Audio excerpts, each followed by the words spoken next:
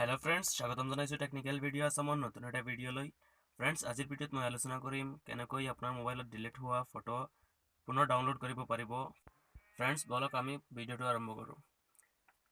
friends ইয়াত দুটা condition আছে প্ৰথম কন্ডিশন হল ডিজিটাল নামৰ এটা ফটো এটা এপছ আপুনি ইনষ্টল কৰিব লাগিব আপোনাৰ মোবাইলত আৰু দ্বিতীয় কন্ডিশন হৈছে যেটো মোবাইলত ফটো ডিলিট হৈছিল সেইটো মোবাইলত এবাৰ হলেও ডাটা অন কৰা হ'ব লাগিব फ्रेंड्स যাৰ বাবে আপুনি প্ৰথমে যাব লাগিব আপোনাৰ মোবাইলত প্লে ষ্টৰলৈ তাত গৈ ডিজিডিগাৰ নামৰ এটা এপছ এপ্লিকেশন আছে সেইটো ডাউনলোড কৰিব লাগিব তাত সাৰ্চ কৰি দিব DISDAIGGER ডিজিডিগাৰ ফটো ৰিকভাৰী এই এপছটো আপুনি ইনষ্টল কৰি তাত হয়তো ওপেন কৰিব মই ওপেন কৰি তাত দেখা পাব স্টাৰ্ট বেসিক ফটো স্ক্যান হ'ব फ्रेंड्स ইয়াত স্ক্যান কৰিব আপোনাৰ ডিলিট হোৱা নোহোৱা দুইটা ফটো ইয়াত স্ক্যান কৰি আনিব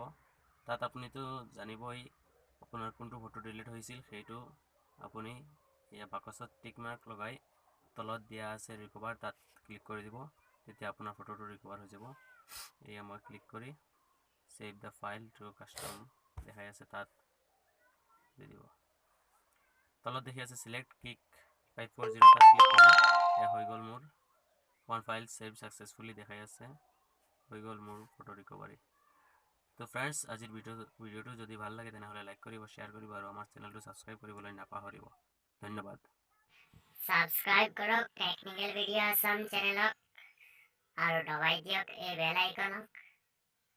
যাতে আমাৰ শেহতীয়া ভিডিওৰ নটিফিকেশন পায়